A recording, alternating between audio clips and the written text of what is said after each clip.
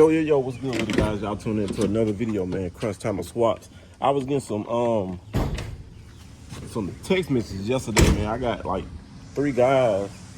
I was saying that was hitting me back to back. I had like 3 guys, man, doing some LS swaps, right? So, one guy, I'm gonna go with the first guy. The first guy said when he crank it up, he got an LS swap, he got a box Chevy. He said when he crank it up, it keep cutting off. It idle high. All right. So after he did his swap, this is my swap. So after he did his swap, I told him, FaceTime me. So I went to the front of the motor. Found out that this was off. He had a hole here, and this thing back here, it was a hole in it, right? So I told him, I said, well, that's why you got a air coming out of it, or vacuum, stuff like that, air going into it. So he said, okay. So I told him, what to do. Told him to get his hose, put on his intake. So he did that. He ended up blocking this off. Went back, cranked it up again. He said, hey, man, it's still not doing it. I said, oh, I know why. And I got him to unplug his mass flow sensor, his mass airflow sensor, this thing right here. Once he unplugged that, it cranked up on the dime. Now, when he put it back in, he plugged it back in and started cutting off. And I told him, how the mass flow sensor, what kind you got.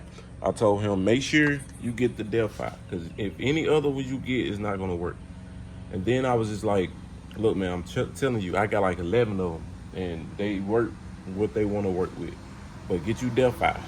So that day, he went and got Delphi later that day.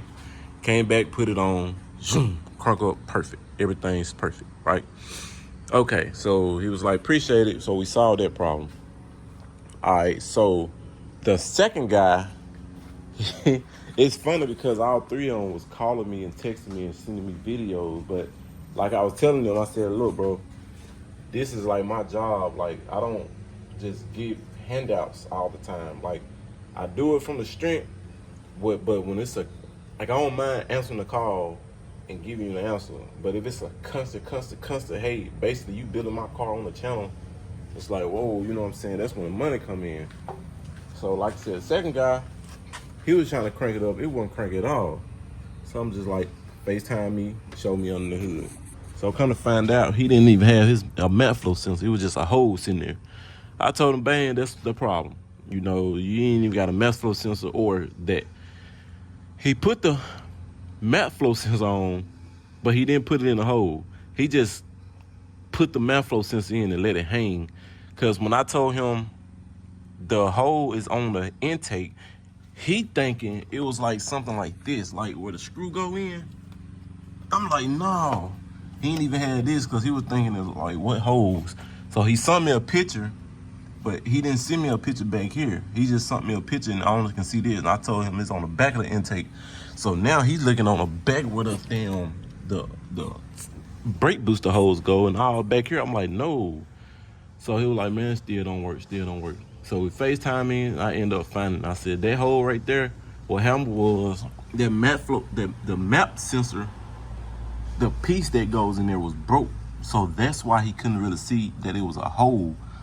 It was like, it was just kind of like this, but it was right here, but it was like broke.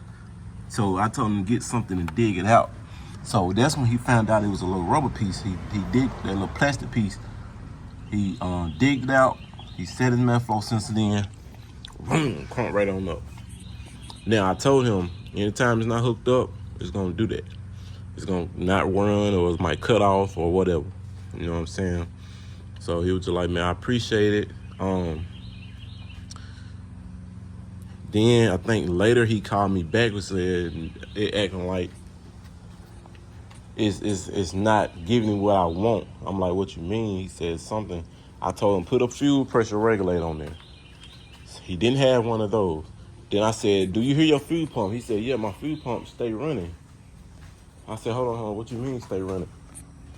I said, when you turn your key switch on, it's supposed to cut on by 3 to 4 seconds and cut off. He said, nah, mine continue to run. I said, nah, that's the problem. It ain't supposed to continue to run. He's supposed to cut off. So the way he wired his some type of way to where it cuts off. I mean, it stays on. So I think I know what he did because I did it before. I end up running mine to a constant on. So when I turn it forward, it's still gonna be on. And you know what I'm saying? I told him, nah, you can't do. Nah, he ran it to the little skinny wire, the red wire. This is a key on wire, but it's not gonna control the fuel pump. So that's when he hooked it on. And I was trying to explain to him, and he had like 2-3 other people around his car. As I'm talking to him, I'm saying to myself, hey bro, you called me. And he telling people, nah, you supposed to have this on there. Nah. He was like, well, how your fuel pump gonna cut on if you ain't got the fuel pump to a watt, to a hot? And I'm saying to myself, the dude was like, right. But I'm like, hey bro, look, I do this swap. You can't put the fuel pump wire unless you just want to test it, but you don't want to put it on this little skinny wire that turns the relay and stuff on. You want to jump wire and wire to its relay to run properly. If not, you're going to burn your fuel pump up. So he listened to him kind of, because he was like, yeah, man, he kind of did a swap too. I'm going to show you when I go to his house, I'm going to show you his swap. Bro, out of the blue, the dude called me to show me that guy swap. And boy, when I say it was shit everywhere, he had fucking power wire from here across his motor over here, back across that motherfucker over here. Like, you can, man, it was so bad. It was so bad. Like, that motherfucker crunk though. But he had, he ain't even had the damn, he didn't even have the fuel injection, guys. He didn't even have the intake, the fuel injection intake. He had the carburetor, but he had his damn, the fuel filter, 2 fuel filter, of electric fuel pump up here. He had an electric fuel pump in the back. Wires running everywhere. Carburetor didn't have no breathing shit on it. Clamps wasn't clamped. The hoses weren't clamped. He had electric fan, but that shit was wired somewhere. I'm like, bro, okay, y'all do y'all thing. And I'm starting to say, when you call me next time, I'm gonna charge your ass, because I'm trying to tell you, you calling me for a reason. Like, I'm the one got the swaps. I'm the one riding mine. I'm the one goddamn, this your first swap. Like, I'm trying to tell you, I'm trying to help you. You know what I'm saying? Like, hey, don't call me if you ain't trying to listen, man. And whoever they're talking, tell him to shut the fuck up, because he apparently, he over there with you, but you had to call me in front of him to explain. And all of a sudden, to this day, he ain't even, you know what I'm saying, his fuel pump's still on, so it's gonna burn up. So when they don't crank, he gonna realize why it's not cranking. Hey, your fuel pump burnt or whatever. Your shit probably catch on fire like that, man. And anyway, so my other buddy, just no bad on him. He was doing the LS swap. Everything was situated. Motor looked good and everything. So what happened was, he called me and was like, man, you know what fuel pump you use and stuff like that? I told him what fuel pump I use. So guys, if y'all doing a swap, I use Aeromotive. It's a red and black fuel pump. I think it pushes out 340 PSI, or I don't think it's that much PSI. Pounds of pressure. It's something like that, but it's powerful. It's some good kind. Never had an issue with it. One of my guys actually put me on it. But I use the Aeromotive fuel pump, right? And when I say it's legit, it's legit. It's like $150. So his problem was, he finally put it in, and this time he called me back and said, hey man, my and motherfucker won't crank, like it's dropping the pressure. Like, soon he turn the key forward, it go to 50 to 60, but when he turn the key off, it boom, that bitch drop back down to 10 to 0. So I was like, bro, you got a leak somewhere. So we up on the car, you know, I don't smell gas. He don't put the fuel pump on, so I ain't thinking of it. So we checking the relays, we checking the pressure regulator, we checking all make sure the vacuum good. We even got to the point where we were checking put another fuel pump in a bucket just to check. But I'm saying to myself, hold on, if it's dropping pressure, that's a brand new pump. That's a good pump. Come to find out, when you hook on the sending unit, guys, when you have a sending unit, before you put that sending unit in that tank and you put that fuel pump on there, when you hook everything, tape everything up, do what you gotta do, the hose, the little hose that goes on the pump and that sending unit, put clamp on both. Because what's gonna happen is once you turn the key forward, when it sucks, it's gonna probably push that line out. 9 out of 10, yes, it's gonna push that line either from the pump or the sending unit. It's gonna push that little hose off, and it's gonna be leaking. It's gonna be seeping. Cause shit, it's either gonna push it off or it's gonna be seeping. So if you ain't got no clamps on there, that shit gonna it's gonna drop your what's the name. So he dropped the tank. He went back up under there. He put 2 clamps on each one and put it back up on there. Turned it up, turned it off. It stayed. He ain't dropped no fuel filter. No fuel pressure. So definitely make sure anytime you messing with a sending unit, when you hooking a hose up, clamp.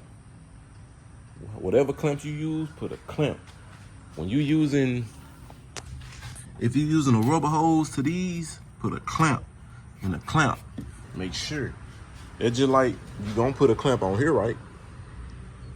Okay, you're gonna put a clamp on here. You're gonna put a clamp on your lower hose.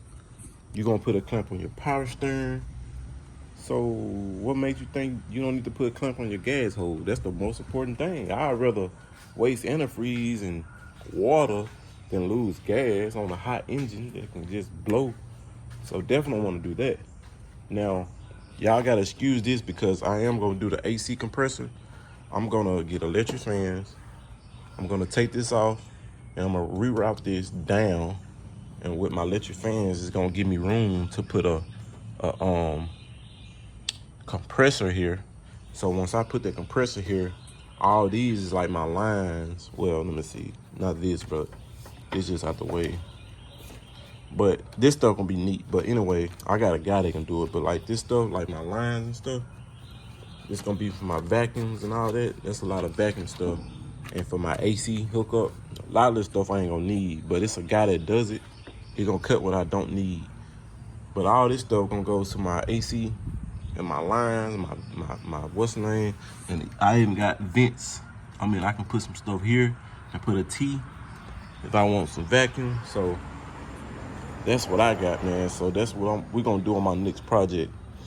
So I'm thinking about next month doing it. Put my AC in here.